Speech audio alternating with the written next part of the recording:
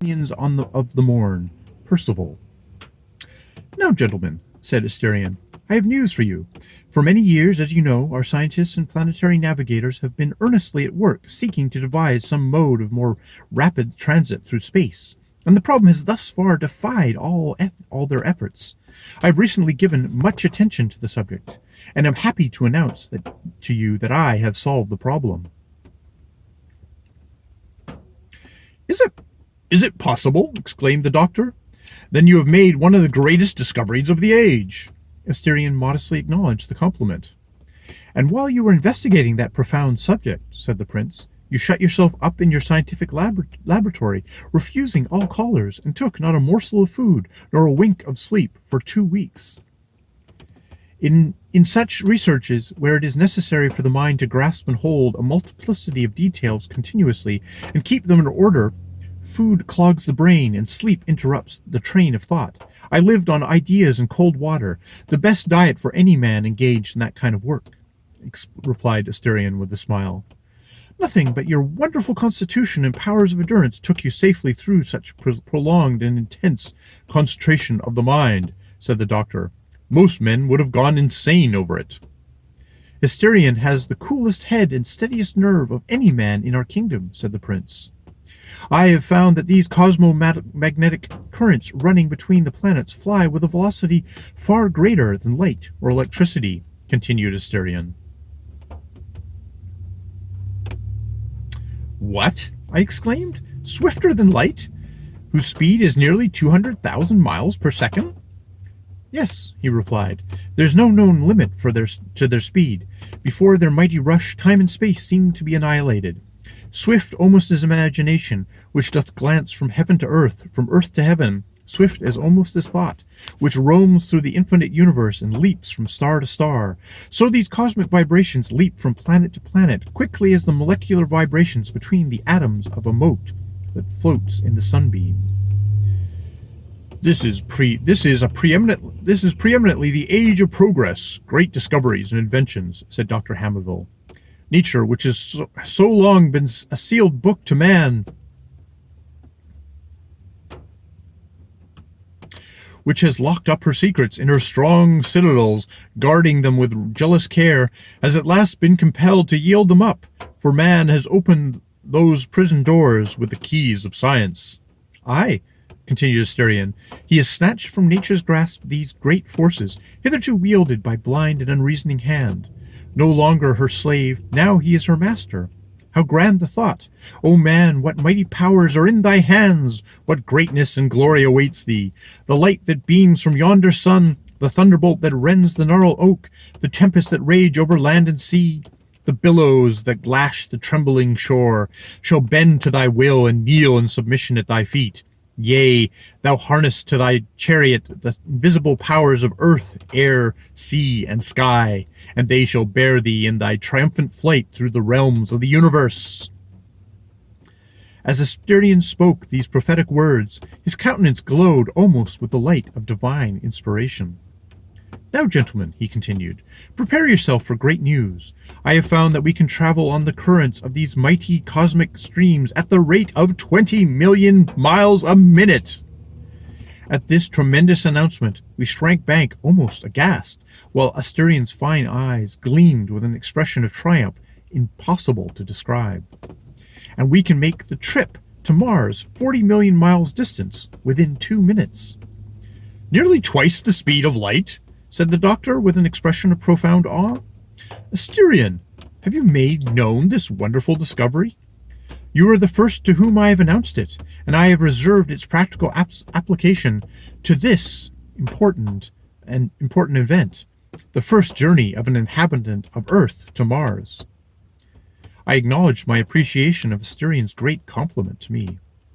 In order to accomplish this almost miraculous flight, continued he, certain conditions are required, which, if strictly fulfilled, will ensure absolute safety. But if neglected, or disobeyed in the smallest degree, will bring instant death to us all. Are you willing to accept these conditions? We are, all replied. He now drew out a metallic casket and opening it, carefully removed a globe of transparent sky-blue crystal about 2 feet in diameter and containing an intricate and delicate mechanism. This is my cosmic motor, by means of which our car can fly along the magnetic streams with a velocity almost equal to their own. 'Tis my latest invention. Then, ascending a short ladder, he affixed the globe to the lower end of the metallic staff, which projected above the roof. A long, slender wire wrapped with silk and fastened to a glass handle hung from the globe down to the floor. Attached to the globe were a pair of dial plates with rows of figures and revolving hands, or pointers like those of a clock. One dial was numbered from 1 to 20, each figure indicating 1,000,000 miles. The other dial was marked with figures indicating seconds. We will now put on our non-conducting armor, said Asterion.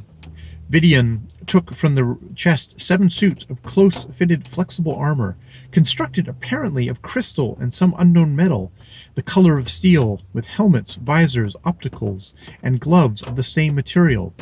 Burras unrolled a flexible circular plate of crystal about 8 feet in diameter and spread it in the center of the floor. This armor will protect us from the cosmomagnetic streams which will pass through the adamantine walls of the car when I put the cosmic motor into action, said Asterion. The slightest exposure of any part of our persons to these streams would produce instant death. Put on the armor, take your stand on the crystal plate, take hold of each other's hands, and don't stir from your position till I give the signal. We removed our garments, put on the armor, helmets, etc., and stepped on the plate. Burris shut up the birds and ravens in a box of non-conducting crystal. Discharge the ethervolt batteries of their electricity, check off the heat and air generators, screen the windows and put out the light, as all these interfere with the cosmic streams in the car. When I give the signal, close your visors. The joints are hermetical, but there will be sufficient air in your helmets to support you for a few moments. Watch the dial plates and figures for time and distance, and don't move, hand or foot. Burris and Vidian fulfilled the orders and took their stand on the plate. Are you ready? Asked Asterion, taking the handle of the wire in his hand. We nodded our heads. Close your visors. We closed them, then joined hands. 80 degrees. Now we'll take the home stretch for Mars. Then closed his visor and took his stand on the plate. Glanced at the dials. The hand for the distance pointed to figure 1. For that time pointed to 80 Celsius. 80C precisely. I glanced through the window and saw Mars, a little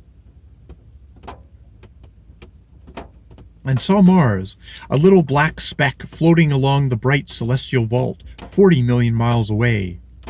Asterion now gently pulled the wire.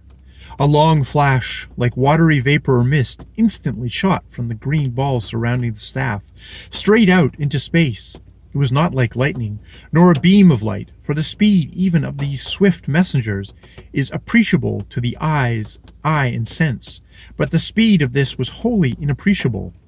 The instantaneousness of its appearance might perhaps be expressed by the words in the first chapter of Genesis, describing creation, et factum est ita. At that same instant, a lurid phosphorescent glare permeated the room, showing the cosmomagnetic streams that had passed through the adamantine walls of the car. A peculiar nervous thrill, impossible to describe, ran through every fiber of my frame.